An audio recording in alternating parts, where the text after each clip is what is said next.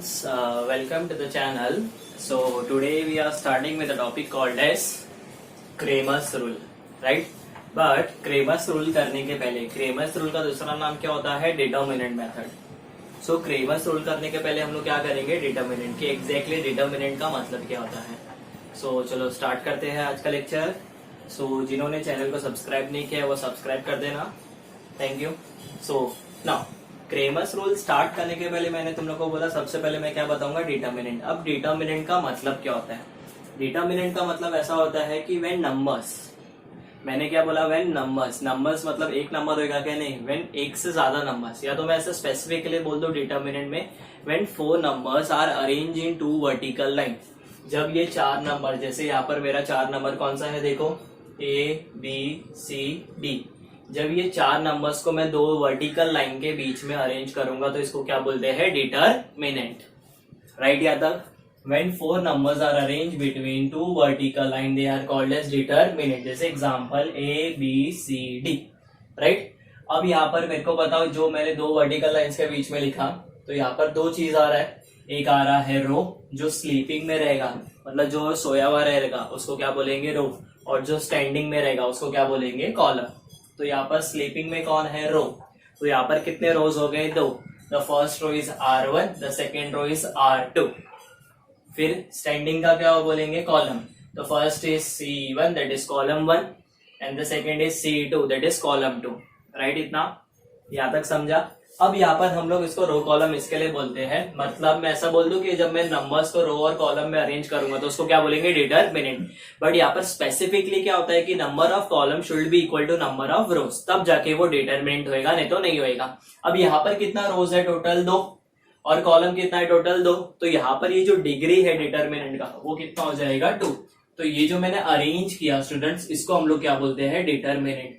This arrangement is called as determinant. Therefore ये जो Cramer's rule होता है हम लोग इसको डिटरमिनेंट मेथड भी बोलते हैं, बिकॉज इसमें मैं डिटरमिनेंट का यूज करूंगा. राइट? यहाँ तक तो ये हो गया मेरा फर्स्ट पार्ट. डिटरमिनेंट का मतलब क्या होता है? अब मैंने एग्जांपल लिया है वैल्यू ऑफ द डिटरमिनेंट. अब वैल्यू ऑफ द डिटरमिनेंट का मतलब क्या होता है कि हम लोग को वैल्यू फाइंड करना पड़ता है. तो वैल्यू कैसे फाइंड करेंगे? मैंने देखो क्या लिख दिया डिटरमिनेंट को. Determinant are always represented by capital letter. Right? तो वापस बोल सकते हैं कि हम लोग डिटरमिनेंट को कैसे रिप्रेजेंट करेंगे? कैपिटल लेटर से. राइट? तो यहाँ पर मैंने क्या दे दिया? कैपिटल लेटर में D. So D will be equal to determinant of ABCD. अब मेरे को इसका वैल्यू फाइंड करना है, तो इसका वैल्यू ध्यान देना कैसे फाइंड करेंगे. तो सबसे पहले यहाँ पर क्रॉस मल्टीप्लीकेशन होता है. क्रॉस मल्टीप्लीकेशन मतलब A किसके साथ मल्टीप्लाई होगा? D के साथ. B किसके साथ मल्टीप्लाई होगा? C के साथ. तो मैं ऐसा बोल दूंगा A इंटू D, इधर आ जाएगा B इंटू C, और बीच में हमेशा क्या रहेगा? माइनस. तो ये होता है मेरा वैल्यू ऑफ डिटरमिनेंट. अगर तुम लोग को एक एग्जांपल चाहिए तो एग्जांपल कंसिडर करते हैं. Determinant of A equal to 1 2 3 4. Simple example ले रहा हूं एकदम. तो 1 2 3 4. अब मैं इसको कैसे अरेंज करूंगा? It will be equal to 1 into 4, right, minus 2 into 3. समझा? तो ये क्या हो गया मेरा डिटरमिनेंट का वैल्यू. अब इसको सॉल्व करूंगा तो 1 इंटू 4 कितना आएगा? 4. 2 इंटू 3 कितना आएगा? 6. तो 4 में से 6 गया तो it will be how much? -2. So therefore I can say determinant of A is equal to -2. Right? या तक समझा ये पार्ट? तो ये हो गया मेरा डिटरमिनेंट. अब ये हम लोग जब डिटरमिनेंट किस में यूज करेंगे स्टूडेंट्स? क्रेमर्स रूल में. तो वहां पर मैंने क्या लिख दिया? Steps in the Cramer's rule. So determinant का मतलब क्या होता है? When numbers are arrange in 2 vertical line. कितने नंबर्स होंगे टोटल? 4, मतलब 2 रो और 2 कॉलम. सो देयरफॉर ये जो डिटरमिनेंट होता है इसका degree is equal to how much? 2. ये थोड़ा सा इंपॉर्टेंट है. इंपॉर्टेंट इसके लिए बिकॉज ये एमसीक्यू में आता है कि determinant of degree of the determinant is how much? 2. Right? यहाँ तक ये वाला पार्ट समझा? सो ये हो गया मेरा क्रेमर्स रूल का टॉपिक. राइट? वैल्यू कैसे फाइंड करते हैं वो भी समझ रहा है कि हम लोग को हमेशा क्या करना है? Cross multiply. 1 will be multiplied with 4, 2 will be multiplied with 3, और बीच में क्या आ जाएगा? माइनस. तो 1 इंटू 4 4, 2 इंटू 3 6. तो 4 में से 6 गया तो -2. समझा या तक? क्लियर है इतना? अब स्टार्ट करते हैं steps in the Cramer's rule. तो steps in the Cramer's rule मतलब क्या होता है कि अभी मैंने क्या कर दिया पता है? एक स्पेसिफिक स्टेप दे दी है.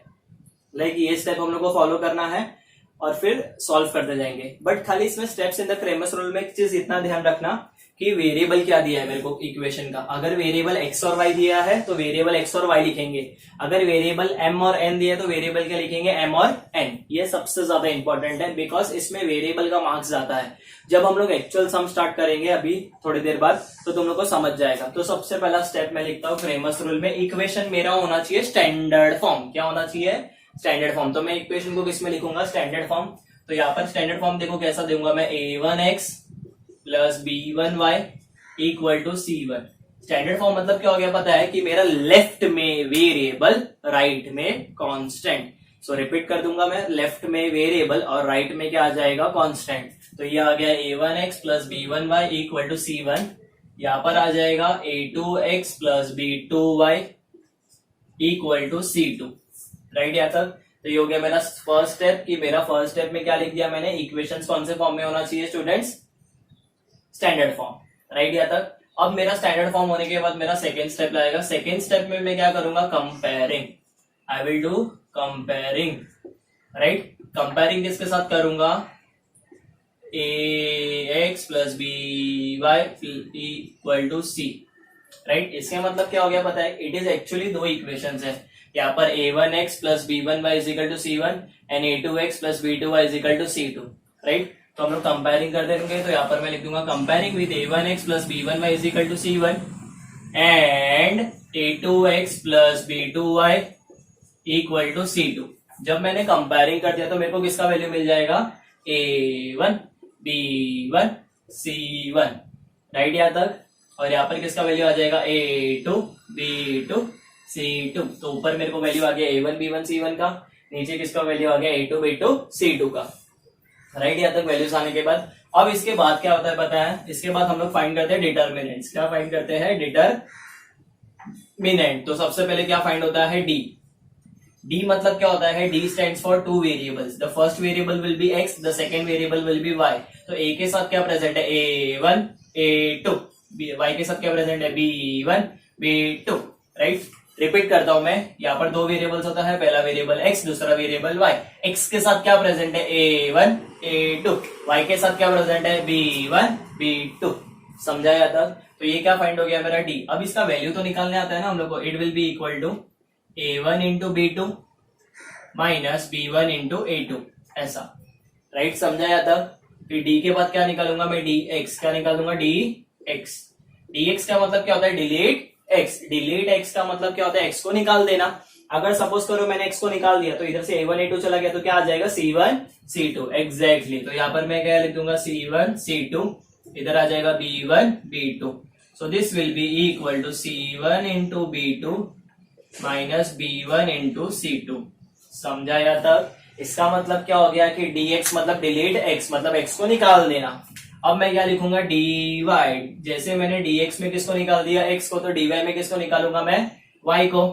राइट यहाँ तक। सो this will B delete y, that is a1 a2, इधर आ जाएगा c1 c2। तो यहाँ पर हो जाएगा a1 into c2 minus a2 into c1। समझा यहाँ तक। तो यहाँ पर ये मेरा होता है क्रेमर्स रूल का स्टेप। राइट, अब हम लोग का एक स्टेप बच गया है, दैट इज लास्ट स्टेप। यहाँ तक हम लोग को किधर भी x और y का वैल्यू मिला है क्या अब तक, नहीं। बिकॉज देखो ना, मैंने सबसे पहले क्या किया, इक्वेशन को स्टैंडर्ड फॉर्म में लिखा। स्टैंडर्ड फॉर्म के बाद मैंने क्या कर दिया, कंपेयरिंग करके a1 a2 b1 b2 c1 c2। Then what we have find the value of d, dx and dy। मैंने तुम लोग को वेरिएबल का बात बोला था। वेरिएबल में यहाँ पर ध्यान रखना कि वेरिएबल में अगर m और n प्रेजेंट है तो यहाँ पर d के बाद dx आएगा क्या, नहीं, it should be dm। Then y के बदले क्या आ जाएगा, dn। तो देयरफॉर अभी लास्ट स्टेप में बोलूंगा बाय क्रेमर्स रूल, या तो यहाँ पर मैं लिख देता हूँ बाय क्रेमर्स रूल, या तो मैं कभी कभी लिख दूंगा by determinant method. Right, x is equal to dx upon d and y is equal to dy upon d। तो ये मेरा कंप्लीट होता है क्रेमर्स रूल। ये क्रेमर्स रूल हम लोग 11th स्टैंडर्ड में भी कंटिन्यू करने वाले हैं। समझा जाता। 11th में हम लोग को 3 इंटू 3 आने वाला है, मतलब there will be 3 row and there will be 3 column. अभी के लिए हम लोग क्या कर रहे हैं, 2 रो 2 कॉलम। इसके लिए उसका डिग्री क्या हो गया, 2। उसका वैल्यू कैसे फाइंड करते हैं, क्रॉस मल्टीप्लाई करके, और बीच में क्या आता है, माइनस। राइट यहाँ तक समझा। देन फिर क्या आ गया, स्टेप्स इन क्रेमर्स रूल में सबसे पहला स्टैंडर्ड फॉर्म। स्टैंडर्ड फॉर्म के बाद मैंने क्या कर दिया, कंपेयरिंग। कंपेयरिंग करके a1 into b1 b2 c1 c2। then d dx dy, then by Cramer's rule x is equal to dx upon dy, y is equal to dy upon d, right. अब हम लोग start करेंगे exercise 1.3। 1.1 के बाद directly 1.3 इसके लिए because 1.2 Cramer's rule के ऊपर है, जो हम लोग सॉरी ग्राफिकल मेथड के ऊपर है, जो हम लोग लास्ट में करेंगे चैप्टर के, उसमें हम लोग को ग्राफ बनाना है, समझाया था। तो स्टार्ट करते हैं आगे का। We are starting with exercise 1.3। अब जो ये 1.3 एक्सरसाइज है, इसमें सबसे पहला सम एक्चुअली एक्टिविटी दिया है, तो मैंने एक्टिविटी ऑलरेडी ड्रॉ करके रखा है। अब देखो मेरा एक्टिविटी में ना लास्ट लेक्चर में हम लोग ने एक्टिविटी किया था 1.1 का, आज 1.3 का। तो इसमें क्या फाइंड करना है, डिटर्मिनेंट का वैल्यू। तो मेरे को क्या करना पड़ेगा, क्रॉस मल्टीप्लाई। सो मैं क्या करूंगा, ये 3 को किससे मल्टीप्लाई करूंगा, 5 से, तो यहाँ पर क्या आ जाएगा 5, माइनस ये 4 को किससे करूंगा, 2 से। अब मेरे को बताओ 3 5 का कितना होता है 15, 4 2 ऑलरेडी क्या दिया है 8, तो 15 में से 8 किया तो कितना हो जाएगा 7। सिंपल 1 मार्क का सम है ये, राइट। चलो अभी स्टार्ट करते हैं सेकंड क्वेश्चन। सेकंड क्वेश्चन में क्या बोला है, find the value of the determinant. क्या गिवन है स्टूडेंट्स हम लोग को, find the value of the determinant. ध्यान से देखना, अब find the value of the determinant, जो डिटर्मिनेंट दिया है वो हम लोग को फाइंड करने वाला है। तो जैसे सबसे पहले मेरे को गिवन है डिटर्मिनेंट ऑफ -1 2 7 4, मैंने उसको ले लिया let a is equal to this, right यहाँ तक। So therefore a equal to, यहाँ पर आ जाएगा -1 इंटू 4 बराबर, क्रॉस मल्टीप्लाई करेंगे ना, -1 को किससे मल्टीप्लाई करूंगा 4 से, और ये 7 को किससे मल्टीप्लाई करूंगा मैं 2 से, समझा। अगर माइनस रहेगा तो तुम लोग ब्रैकेट पुट करो, नहीं तो फालतू में ब्रैकेट पुट मत करो, तुम लोग को खुद को कंफ्यूजन हो जाएगा फिर कि इतना ब्रैकेट देके लाइक माइंड डाइवर्ट हो जाता है कभी कभी, इसके लिए। सो यहाँ पर अभी 4 इंटू -1 कितना आएगा 4, 4 1 जा 4 प्लस माइनस माइनस 7 2 जा कितना आएगा 14, -4 -14 it will be what -18। so therefore I can say a का वैल्यू कितना आ गया 18। so यहाँ पर मैं लिख सकता हूँ therefore the value of the determinant is -18, समझा। so यहाँ पर मैं स्टेटमेंट लिख दूंगा ऐसा कि therefore the value of determinant, spelling ध्यान से देखना इसका, determinant is -18। बिकॉज कैसा रहता है ना, एक सेकंड जो चैप्टर है ना क्वाड्रेटिक इक्वेशन, उसमें ना डिस्क्रिमिनेंट करके टॉपिक है, तो स्टूडेंट्स है ना इसको कंफ्यूज कर देते हैं, कभी कभी डिटर्मिनेंट की जगह डिस्क्रिमिनेंट लिख देते हैं, राइट। इसके लिए समझा ये वाला टॉपिक। अब हम लोग नेक्स्ट सम देख लेते हैं, सेकंड सम। सेकंड सम हम लोग को दिया है, मैं उसमें ना सेकंड सम में ऐसा इंट्रोड्यूस कर देता हूँ, let b is equal to, because नाम गिवन नहीं है तो हम लोग नेम कंसिडर कर रहे हैं। हम लोग को दिया है 5 3 -7 और 0, राइट यहाँ तक। तो यहाँ पर क्या आ जाएगा, क्रॉस मल्टीप्लाई करेंगे 5 इंटू 0, बीच में क्या आ जाएगा -7 इंटू 3। अब 5 इंटू 0 कितना होता है 0, माइनस माइनस क्या हो जाएगा प्लस, 7 3 जा कितना आएगा 21। सो यहाँ पर क्या आ जाएगा 21। सो देयरफॉर b का वैल्यू कितना आ गया स्टूडेंट्स 21। यहाँ पर मैं क्या लिख दूंगा, therefore the value of the determinant is 21, समझा जाता, क्लियर है इतना। अब हम लोग करेंगे थर्ड सम। थर्ड सम में मैं इंट्रोड्यूस कर दूंगा let c equal to, right, समझा। एबीसी करके हम लोग नेमिंग कर रहे हैं। जैसे मेरे को दिया है थर्ड क्वेश्चन में 7/3 3/2, right. I will repeat again, यहाँ पर दिया है 7/3 और यहाँ पर क्या दिया है 3/2, समझा। यहाँ पर दिया है हम लोग को 5/3 और यहाँ पर दिया है 1/2, राइट। या तो क्लियर है इतना। अब अगर ये देखेंगे तो हम लोग को सॉल्व करना है, नॉर्मली क्रॉस मल्टीप्लाई करेंगे हम लोग, समझा। सो अगर फ्रैक्शन में तो क्रॉस मल्टीप्लीकेशन अलग होएगा क्या, नहीं, सेम होता है। सो यहाँ पर क्या लिखूंगा मैं, पता है ऐसा, देखो 7/3 मल्टीप्लाई बाय 1/2, तो मैंने क्या लिख दिया 7/3 मल्टीप्लाई बाय 1/2, इधर क्या दे दूंगा मैं -5/3 इंटू 3/2, क्लियर है यहाँ तक। अब इसके बाद क्या करेंगे, इतना याद रखना है, numerator multiply with numerator and denominator multiply with denominator. So 7 1 जा कितना हो जाएगा 7 एंड 3 2 जा कितना हो जाएगा 6, बराबर। 5 3 जा कितना हो जाएगा 15 एंड 3 2 जा कितना हो जाएगा 6। अब दोनों का डिनोमिनेटर सेम है तो सिंपल फटाफट कर लेंगे। यहाँ पर नीचे दोनों के डिनोमिनेटर में 6 आ जाएगा, ऊपर क्या आ जाएगा 7 -15। So therefore c is equal to कितना होएगा -8/6।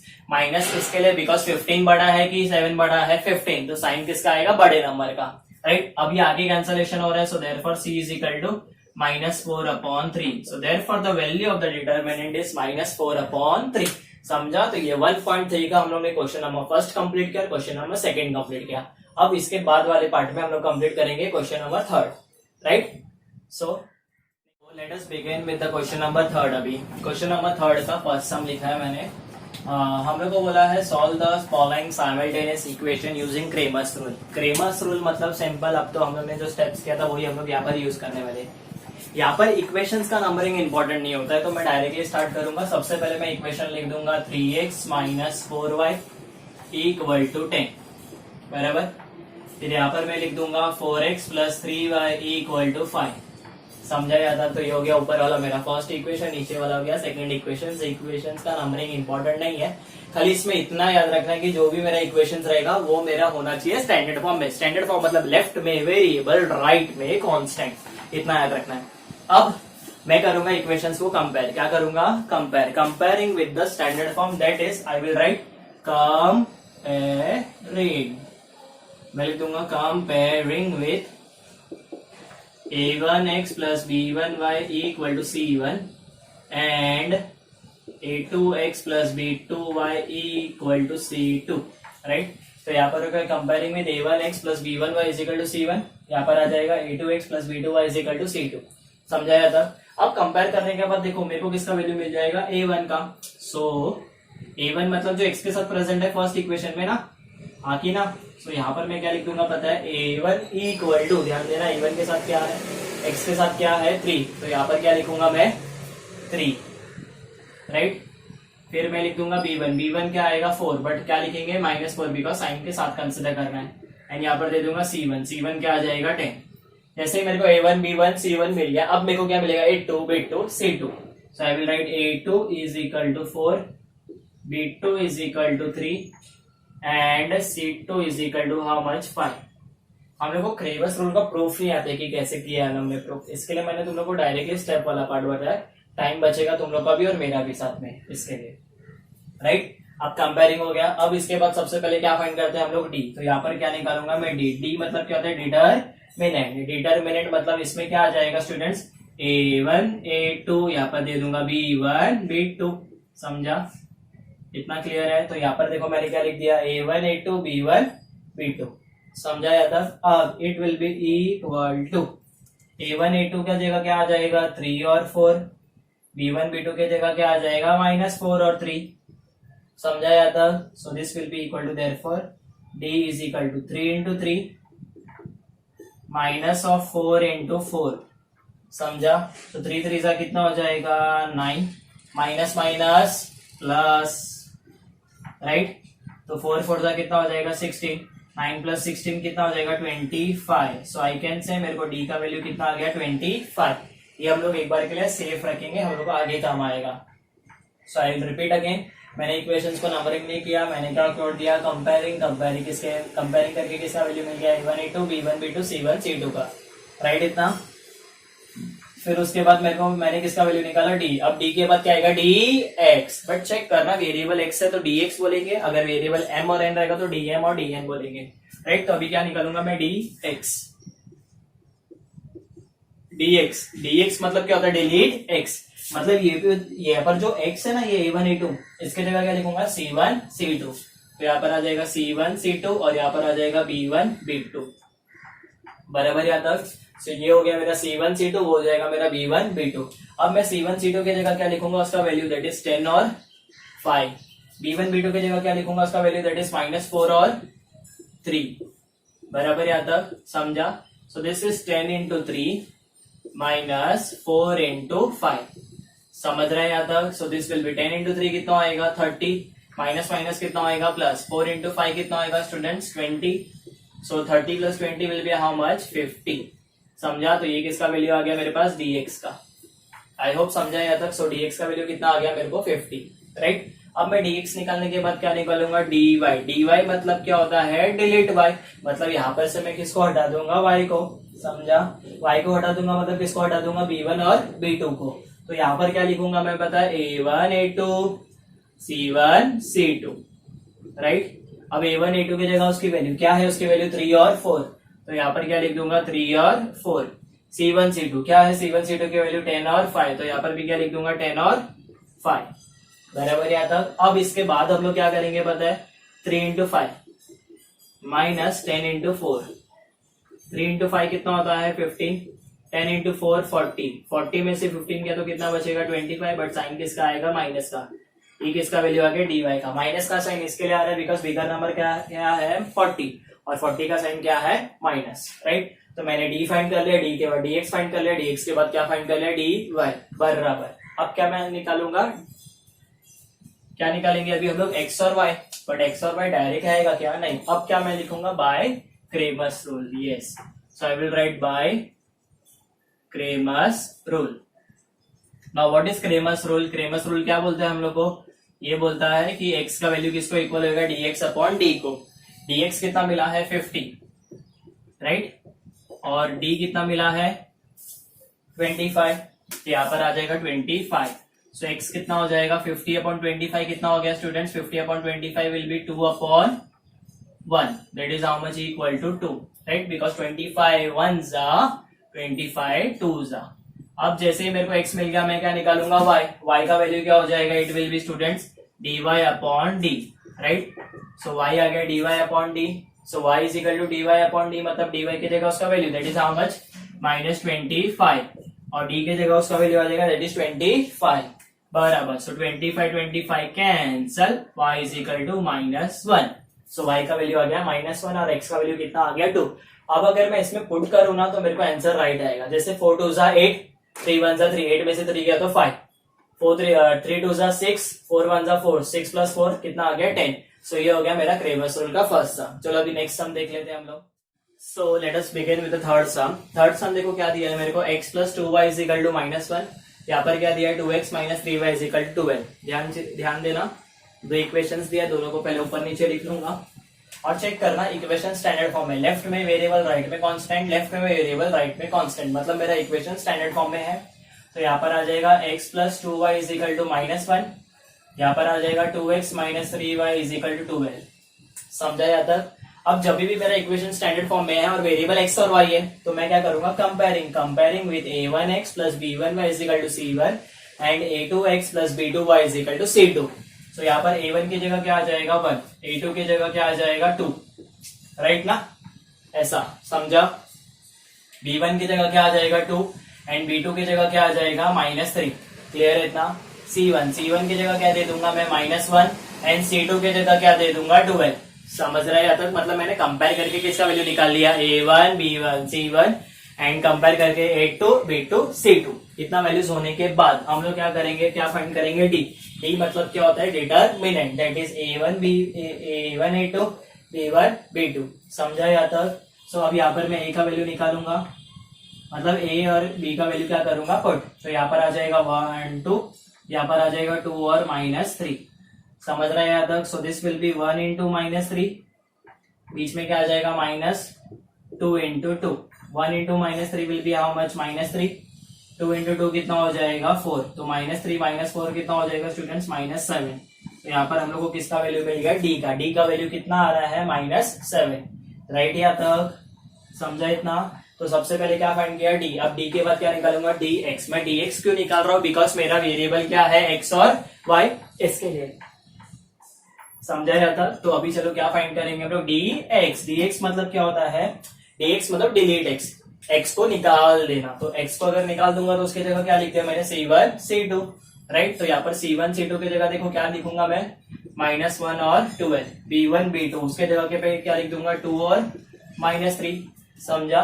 सो दिस विल बी -1 इंटू -3, दोनों को ब्रैकेट में रख रहा हूँ बिकॉज माइनस है, तो इधर आ जाएगा 2 into 12, right, minus minus plus 3 1 3, 2 into 12 कितना होगा 24, तो 24 में से अगर 3 गया तो कितना बचेगा 21, साथ में क्या आ जाएगा माइनस, तो ये क्या हो गया मेरा dx, बराबर इतना, समझा यहाँ तक।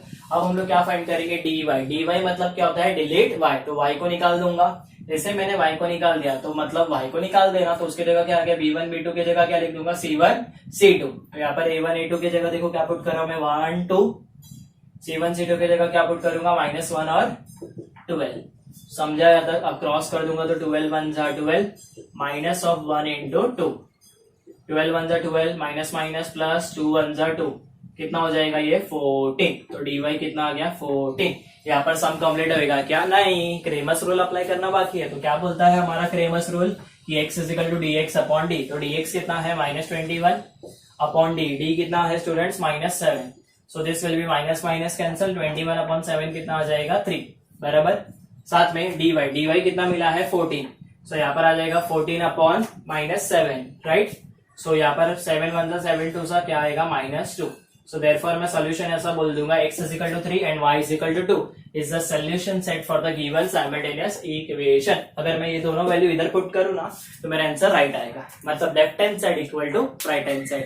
सो that's all for the today's lecture. I hope तुम लोग को समझा रहेगा। तो लाइक अगर समझ रहा है तो वीडियो को लाइक करते जाना, शेयर भी करते जाना। Thank you very much.